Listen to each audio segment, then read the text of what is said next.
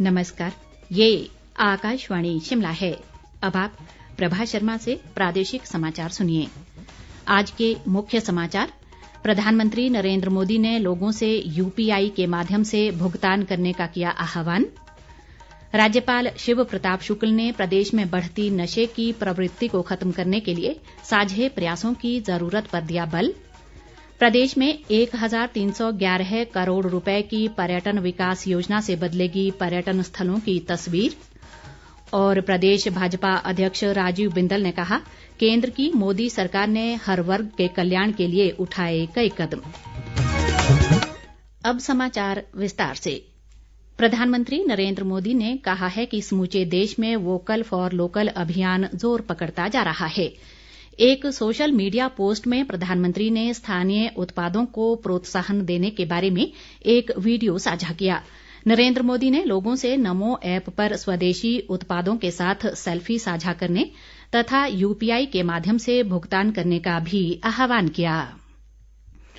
राज्यपाल शिव प्रताप शुक्ल ने आज शिमला स्थित राजभवन में भारत स्काउट्स एंड गाइड्स के स्थापना दिवस व राज्य स्तरीय पुरस्कार समारोह की अध्यक्षता की। इस अवसर पर लेडी गवर्नर जानकी शुक्ल भी मौजूद रहीं। राज्यपाल ने वर्ष 2023 के लिए उत्कृष्ट कार्य करने वाले 42 स्काउट्स एंड गाइड्स व रेंजर्स को सम्मानित किया। उन्होंने प्रदेश के 222 से अधिक मेधावी स्काउट्स एंड गाइड्स और रोवर व रेंजर्स को प्रशस्ति पत्र प्रदान किए। राज्यपाल ने कहा कि स्काउटिंग से जुड़े विश्व के करोड़ों युवा संबंधित सेवा क्षेत्रों में उत्कृष्ट व सराहनीय कार्य कर रहे हैं। उन्होंने कहा कि प्रदेश में नशा निवारण और नशे को जड़ से समाप्त करने के लिए युवाओं को एकजुट होकर कार्य करने की जरूरत है। शिव प्रताप शुक्ल ने स्काउट्स एंड गाइड्स द्वारा नशे के विरुद्ध चलाए जा रहे निश्चय अभियान की सराहना की। उन्होंने उम्मीद जताई कि इस अभियान से लोग जुड़कर नशे जैसी बुराई पर जीत हासिल करने के लिए अपनी भागीदारी सुनिश्चित करेंगे। राज्यपाल ने प्रदेश में नशे के खात्मे के लिए सभी वर्गों के लोगों के साझे प्रयासों पर बल दिया। सूचना व प्रसारण और युवा व खेल मामलों के मंत्री अनुराग सिंह ठाकुर ने कांग्रेस को भ्रष्टाचार की कार्य संस्कृति वाली पार्टी करार दिया है। भोपाल में आज संवाददाताओं से बातचीत में उन्होंने कहा कि कांग्रेस हमेशा से काले धन की पक्षधर रही है और पूर्व यूपीए सरकार के 10 वर्ष के राज के कई घोटाले उजागर हुए हैं।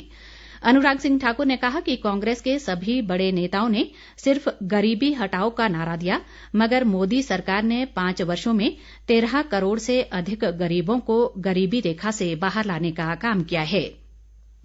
केंद्रीय मंत्री ने कहा कि मोदी सरकार ने देश भर में 4 करोड़ लोगों को पक्के मकान, 12 करोड़ शौचालय, 13 करोड़ लोगों को नल से जल और 60 करोड़ लोगों को 5 लाख तक का स्वास्थ्य बीमा उपलब्ध करवाया है। अनुराग ठाकुर ने कहा कि आज दुनिया भर में प्रधानमंत्री नरेंद्र मोदी के मॉडल की चर्चा हो रही है। राज्य सरकार हिमाचल को पर्यटन राज्य के रूप में विकसित करने को सर्वोच्च प्राथमिकता दे रही है ताकि युवाओं के लिए रोजगार के साधन उपलब्ध हो सकें।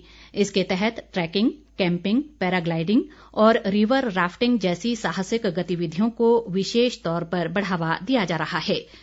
मुख्यमंत्री सुखविंदर सिंह सुक्खू के अनुसार नादौन क्षेत्र में पर्यटन विकास के दृष्टिगत एशियन विकास बैंक की मदद से 2500 करोड़ रुपए की परियोजना भी प्रस्तावित है।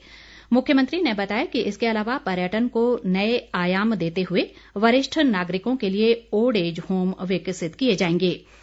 राज्य सरकार ने इस वर्ष के बजट में एशियन विकास बैंक की सहायता से 1311 करोड़ रुपए की एक व्यापक पर्यटन विकास योजना की घोषणा की है। इसके तहत कांगड़ा जिले में 390 करोड़, हमीरपुर में 257 करोड़, कुल्लू में 229 करोड़, शिमला में 123 करोड़ व मंडी जिले में 138 करोड़ रुपए और अन्य स्थानों पर 174 करोड़ रुपए पर्यटन विकास पर खर्च किए जाएंगे।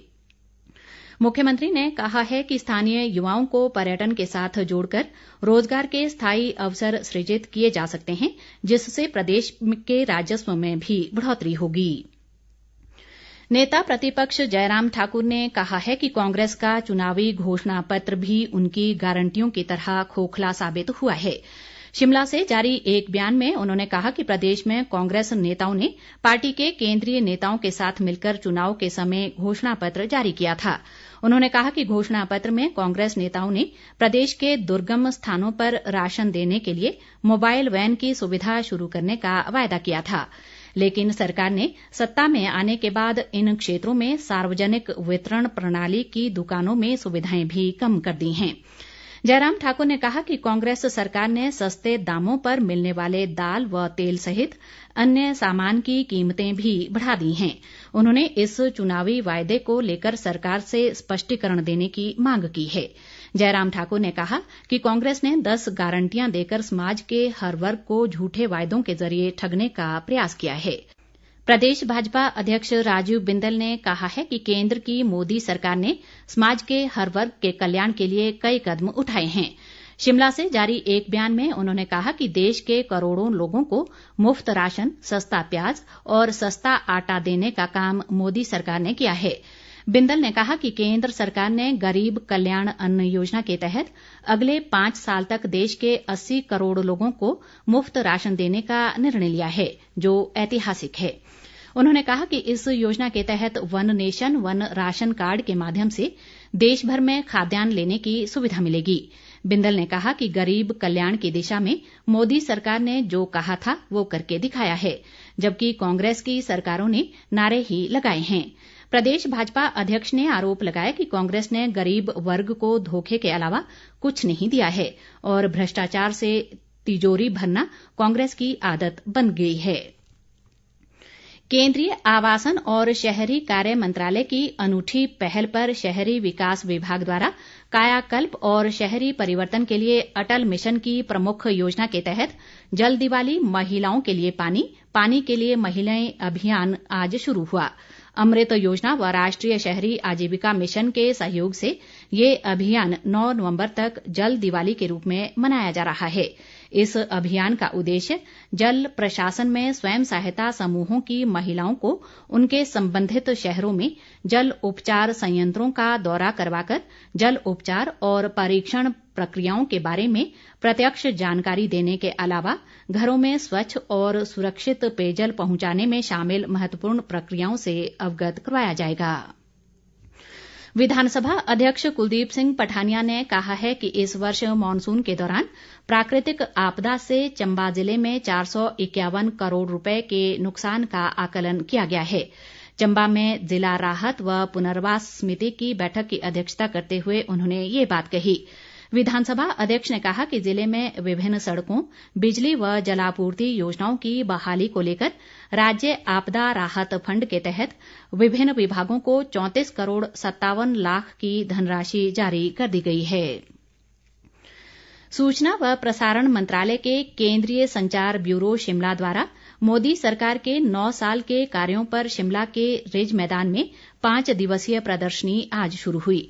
9 साल सेवा, सुशासन और गरीब कल्याण पर आधारित इस प्रदर्शनी का शुभारंभ आकाशवाणी और दूरदर्शन के क्लस्टर हेड व उप महानिदेशक गुरविंदर सिंह ने किया। उन्होंने इस अवसर पर लगाई गई प्रदर्शनी का अवलोकन किया और युवाओं, किसानों व महिलाओं के लिए इसे उपयोगी बताया। इस दौरान एनसीसी के कैडेट्स के लिए राष्ट्रीय एकता विषय पर चित्रकला प्रतियोगिता का आयोजन किया गया। इस अवसर पर लोगों को केंद्र सरकार की जन कल्याणकारी योजनाओं की जानकारी दी जा रही है। आजादी के अमृत काल में सूचना व प्रसारण मंत्रालय के पत्र सूचना कार्यालय शिमला द्वारा कल मीडिया कर्मियों के लिए वार्तालाप कार्यक्रम आयोजित किया जाएगा। शिमला स्थित बचत भवन में आयोजित होने वाले इस कार्यक्रम में उपायुक्त आदित्य नेगी मुख्य अतिथि होंगे, जबकि पत्र सूचना कार्यालय उत्तरी क्षेत्र के अपर महानिदेशक राजेंद्र चौधरी कार्यक्रम की अध्यक्षता करेंगे। पीआईबी शिमला के संयुक्त निदेशक प्रीतम सिंह ने बताया कि वार्तालाप का उद्देश्य स्थानीय मीडिया व सरकार में तालमेल स्थापित करना है, ताकि सरकारी योजनाओं की जानकारी को पात्र लोगों तक प्रभावी ढंग से पहुंचाया जा सके। अंत में मुख्य समाचार एक बार फिर। प्रधानमंत्री नरेंद्र मोदी ने लोगों से यूपीआई के माध्यम से भुगतान करने का किया आह्वान। राज्यपाल शिव प्रताप शुक्ल ने प्रदेश में बढ़ती नशे की प्रवृत्ति को खत्म करने के लिए साझे प्रयासों की जरूरत पर दिया बल। प्रदेश में 1311 करोड़ रुपए की पर्यटन विकास योजना से बदलेगी पर्यटन स्थलों की तस्वीर। और प्रदेश भाजपा अध्यक्ष राजीव बिंदल ने कहा, केंद्र की मोदी सरकार ने हर वर्ग के कल्याण के लिए उठाए कई कदम। इसी के साथ ये समाचार बुलेटिन समाप्त हुआ। नमस्कार।